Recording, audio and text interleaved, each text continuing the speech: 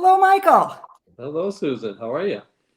I am so happy to be with you right now. Thank you for joining us. Well, thank you for having me. It's great to be here.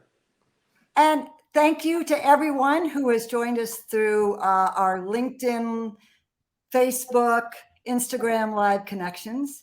And I'm so happy to be able to introduce Michael Alter, the owner of the Chicago Sky, which just won the WNBA Championship for the first time in franchise history, bringing a much needed boost of positive energy and good news to the city of Chicago. Michael is also a co-founder of City Year Youth Service Corps, a nonprofit which facilitates gap year service by young adults in public schools in underserved urban areas, including Chicago. And interestingly, which became the model for AmeriCorps. Michael's the president and owner of the Alter Group, a commercial real estate firm which has developed prize-winning buildings like the Thompson Learning Distribution Center, which won the Beyond the Box Prize. Michael played basketball at Harvard University, where he earned a BA in government and where he founded City Year with his roommates as a college student. He earned his law degree from the University of Chicago before joining his father's real estate company, and he is the very proud father of 3 remarkable young adults now and husband of Ellen, who is also a committed education philanthropist. Michael's longtime commitment to social justice and creating opportunities for underserved areas of Chicago led him to move the Sky from its original venue in Rosemont to Wintrust Arena on the south side of the city. He's owned the Sky since 2005, and Make It Better has long been impressed with Michael's commitment to social justice and equity values and his quiet leadership in our city. So we're delighted to be able to celebrate this much-deserved championship now and to have the opportunity to introduce Michael to our audience further. Before launching into our Q&A, though, here's a short video to remind everyone of the energy and joy that this championship brought to our city. Sky having a chance to clinch a championship on their home floor.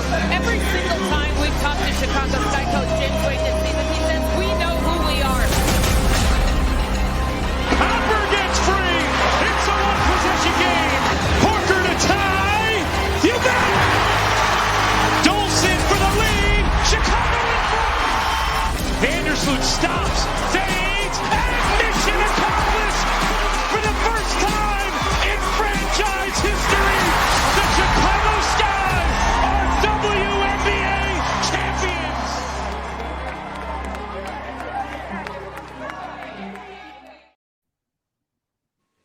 Okay, Michael, what's right behind you? Can you show us? Oh, okay. Well, there it is. Want me to get it? Yes, I'll close please up. show everybody Okay. up close. All right. If I must. Here's our World Championship trophy. I've had the pleasure of housing it for the last 2 days till we get its permanent home. So it's pretty cool. Pretty exciting. It's very cool. Congratulations Thank you. again. Thank And so you only 2 days. Can you talk a little bit about what happened after you won? I think there was a great parade. And where has this trophy been before it came to your house, and where's it going to land? Well, so yes, we had a very quick turnaround. The game was Sunday. We had a big parade and rally on Tuesday, downtown Chicago at Millennium Park with the governor and the mayor and Chance the Rapper, who's sort of adopted this team and become a huge super fan for us. And we had thousands of people there. It was really fantastic. It was probably the most gorgeous day in Chicago ever. The weather could not have been more perfect, which only added to how wonderful the whole thing was. And it was pretty incredible. It was pretty, and again, it all happened very, very fast. Most of our players, well, all of them actually have left town. Most of them to go play overseas, which we can talk more about later. But we didn't really have much time to plan or to do anything. It just we won, and then it was like, we're doing this. It's happening. The mayor, who's been a Chicago Sky fan from day one, really pulled out all the stops to make sure that it was done first class, which it was. We rode down in those open air buses. through the parade route from Wintrust to Millennium Park, and it was just really amazing. The trophy has it's been very busy. Our coach, General Manager James Wade, was in charge for the first week. So we, of course, brought it to the rally. We were invited down to Springfield by the Speaker of the House and the Governor to come down there and get recognized. So we made a little visit down there. It's been with our major sponsors, University of Chicago Medicine and Magellan. Opportunity to visit those offices. Of course, the players had their time with it before they left. The long-term plan is to house it at Wintrust Arena, where we play, so our fans can have the opportunity to see it and take a picture and celebrate it themselves. And then we'll see where we go from there. But that's sort of that's where it'll be when the next season starts. I love the visual of the state of Illinois is celebrating. Yeah. Everybody who really contributed to the long-term success to get there, the major sponsors have shared in that. Yeah. So just that route alone, well, tells a great story. Yeah, and you touched on it. I have to say I was a little surprised at how it struck such a incredibly positive, joyful chord, like you said. I mean, and I think it was. The city has been going through a lot. We all have with COVID and then with stuff in the city, the inequities and the crime and violence, and so I think it was like a huge release for so many people in the city, and so why so many people have been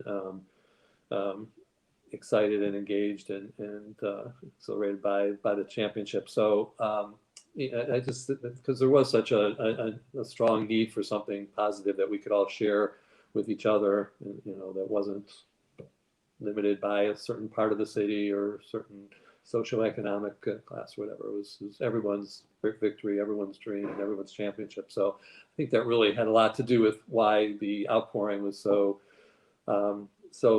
large and so sudden. So that's a perfect segue to some of the questions I wanted to ask you and the story that I'd like to share with everyone. Your commitment to important values led you to invest in this team 2005. This has been a long time coming. So could you talk a little bit about why you originally invested in the Chicago Sky? Sure. Yeah. No, it has been a journey. I originally got involved. Just to back up, I was not looking, had no interest, and never imagined that I'd be involved in sports as a occupation, profession, whatever. Was not looking for that. Certainly women's sports was even less probable. But through a series of events, I met a few players who I at the time didn't realize were players, because I didn't know there was a team. I think the league had been around 4 or 5 years, or maybe a little longer at that point in time when I first got introduced to it. I was shocked, honestly, that the league had been around. I think it was actually 7 years, and Chicago did not have a team, and I had never heard of it. And that these women who I met and was incredibly impressed and inspired by, were not. Most people in Chicago didn't know anything about it, and so that was kind of the first. It was just I thought Chicago, which is an incredible sports town, as we've just witnessed once again, and it was just kind of embarrassed and shocked by that fact, and really felt that this was what this league is all about, and what these women are all about. It's just too important to not have it in Chicago. So sort of one thing innocently led to another, asking questions about why this was the case and how did this league start and why wasn't Chicago part of it, led me to putting a group together who shared my view and values about what we needed to do, and before you know it, we had a team. So it just was pretty spontaneous. Well, thank you for that. And it's been a journey. Could you talk a little bit about the 3 players who I think really helped get us over the goal, so to speak, this year? Yeah. Actually, they're very different paths. So Courtney Vandersoud, who I would say is sort of the heart and soul of our team, has been with us from the day she left college. She was drafted by Chicago. She stayed here. She's been unbelievably loyal to us, for which I am forever grateful. And so much admiration and respect for her. And she stayed with us through thick or thin. When she became a free agent, had the opportunity to explore elsewhere. She never really did. She was very committed to making things work in Chicago. So she, that was her journey, was really with us from day one and committed to stay with us. Clea Copper, we got in a trade about 4 or 5 years ago for a player, Elena Deladon. And she came along with Stephanie Dolson.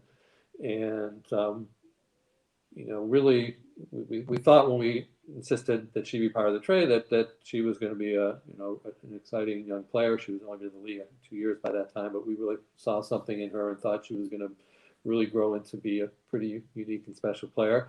So happy for her. She's just the last year, and then this year just keeps getting better and better, and is now she was the MVP of the finals, and has become one of the top players in the league, and really, I don't want to say out of nowhere, but her trajectory has been very, very steep, and so just really exciting to see that happen. And then the last one sort of came from the opposite side, was Candace Parker, who was born and raised in Naperville and has been a superstar really since high school, and was the #1 recruit to college, went to Tennessee, won a national championship there, #1 draft pick, went to LA, played her whole career in LA, was the MVP of the league and won a championship there.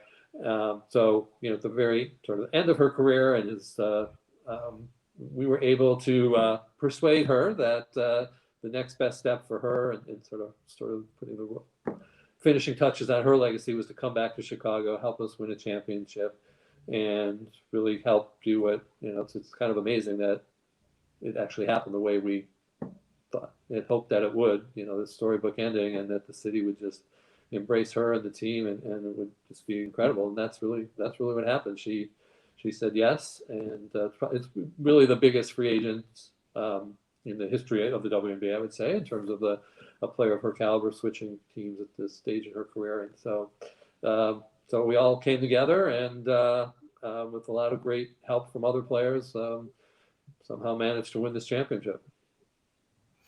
Yeah, congratulations! Brilliant decision making by the team. Oh, and holding on the whole. Always looks good in retrospect when you win. It's the great thing about winning. So the thing that is surprising, I don't think others really understand, is that as huge as their careers are and having won a championship, it doesn't mean that they have the same financial resources that, if the Bears or the Bulls or the Cubs win a championship, those players get to relax. Far from it. I mean, we have a long way to go in equity, in pay in professional sports between men and women. A very long way to go. I mean, they make a nice living. They get paid well for what they do, but compared to what the men make, it's a pittance. You have to add probably 4 or 5 zeros to make it equivalent. So there's a huge gap, and that's something we're working very hard to change. But it does force them. I mean, it doesn't force them, but it certainly it explains why so many of them decide to go play overseas, because they make a lot of money overseas. In some cases, they make more money overseas.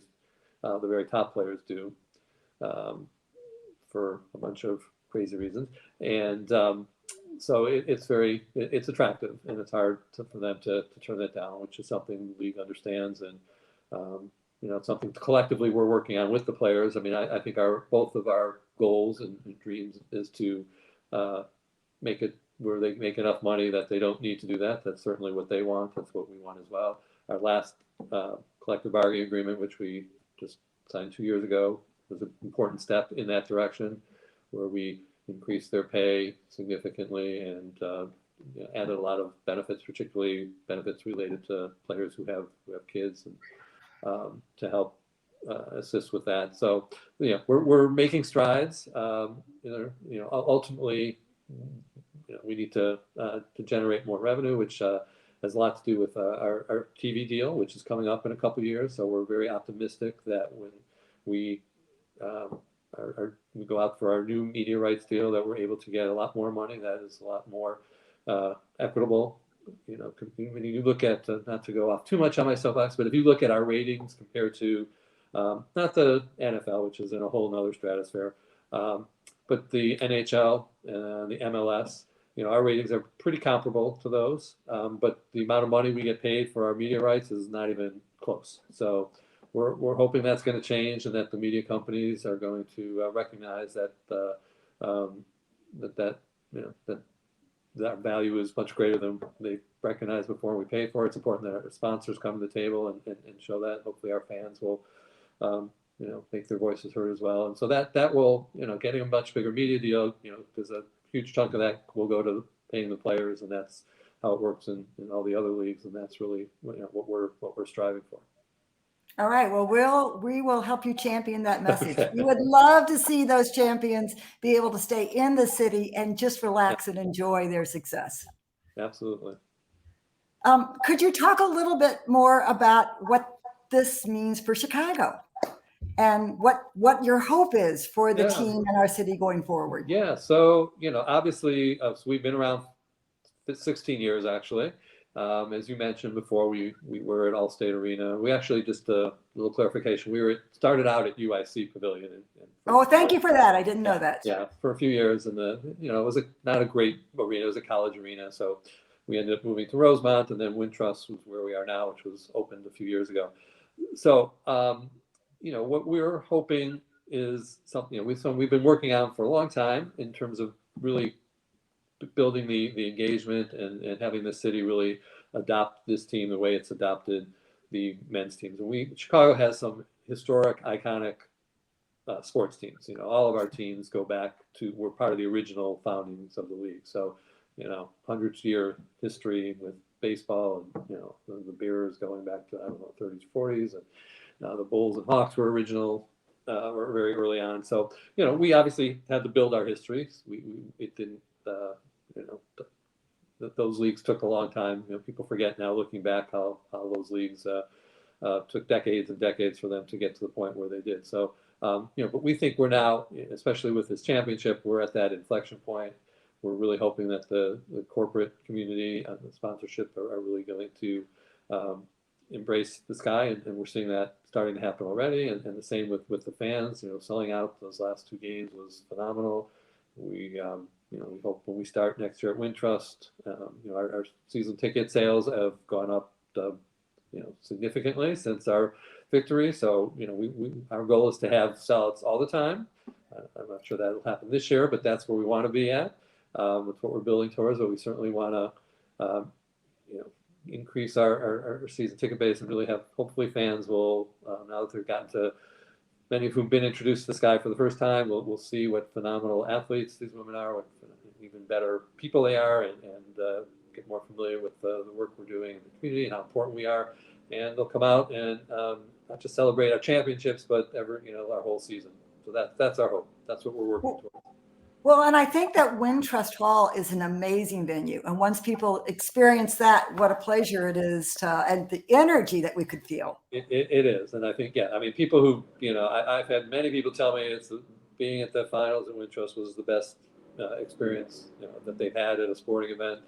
And that's, again, from Chicago fans who've been through quite a lot. And so a number of people felt that way. It is a great arena. It's a great neighborhood. Easy to get to and in and out, and so it's a great experience. We worked really hard to make the fan experience really positive, and we think we're going to continue to work on that. So we're really excited. The momentum that we have is still very high. We've got a lot that we're planning, stuff still happening in the wake of the victory of the championship. So we're going to ride this wave for a while. We hope into next season and beyond. So what should we be watching for that you're working on? Well, a couple things. First of all, on the courts, we do have a lot of work to do to get a lot of our players back. We have an awful lot of free agents this year, just the way things sort of work. So we have to re-sign them. So that's going to be priority number one from the basketball side. Off the court, I'd say one of the most exciting things that I'm focused on and really talked about is an initiative we have. We have something called Beyond Basketball, and we're really looking for 10 to 12 corporate leaders who really want to engage with this guy at a very high level and understand the work that we do and the impact that we have on the court, but also off the court. And so, we're building out that we have 3 or 4 who've committed already, and we're hoping to, like I said, get another 8 or so who want to be part of sort of our core family of companies who want to be with this guy and all the work that we do both on the court and off the court. So that's one of our bigger initiatives in terms of on the business side this offseason. Well, the visibility for Magellan and the University of Chicago hospital system looked like a huge success to me. So it shouldn't be that hard. We have way over delivered on that. We've done a lot of exciting things that they never hoped for. Just a couple things, just to give you some sense. So Candace Parker was on the cover of Sports Illustrated. She was on the cover of ESPN magazine wearing her jersey. So, those were national magazines. Diamond DeShields was on the last episode of The Bachelorette. I don't know if any of you saw that, but she was there wearing her Sky jersey. So the exposure that our sponsors have gotten has been much more than they ever imagined. So they're thrilled, and I think it allows us obviously to tell that story to new sponsors who we want to bring into the fold, and we think we can have similar outcomes for them. Fantastic.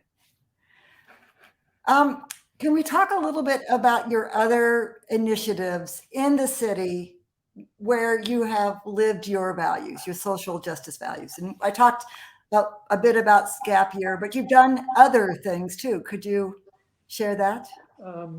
Sure. I guess the couple of things I'm focused on. About 2 years ago now, we started a for-profit staffing company focused on low-income youth, primarily youth of color, with the focus being on trying to find employment for there's a lot of young and talented people in Chicago's under-resourced communities. What a lot of them lack, however, is a social network and some of the modeling on being in the workforce. So, and there's been a lot of workforce development, a lot of good nonprofits out there in the space for a while, but they really haven't been able to make a significant enough impact. And I really think for these neighborhoods to really provide the stability that they need, they really have to provide the opportunity for sustainable, meaningful employment. So we thought about a new model. We wanted to have a for-profit, not because our investors are looking to get returns or make money, because the way it's set up, that won't be happening. All the money will stay in terms of the business, but we wanted to have the accountability and the discipline of the marketplace for employers. Too often, I think employers, when they're asked to help youth especially low-income youth with jobs, it's usually part of some philanthropic effort, which is fine for what it's worth, but it's not really.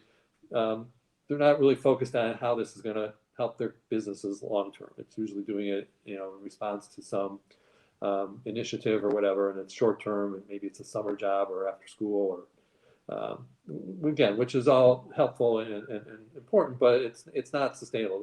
We wanted to have something where employers who are desperately looking for talent right now have the opportunity to match them with what we believe is very underlooked, underappreciated talent in these communities. So, in order to do this, we're having to sort of rethink how training is done, how these young people are supported. Too often, once people look at once they get placed in a job, that's kind of the end of the relationship. What we've committed to is that we're going to stay involved coaching with these young people and the employers for months and months afterwards, to make sure that these a lot of the issues that arise that that interfere or inhibit the long-term employment are addressed proactively and before they become problematic, and trying to make it sustainable. So that's been something that I've been spending quite a lot of time on.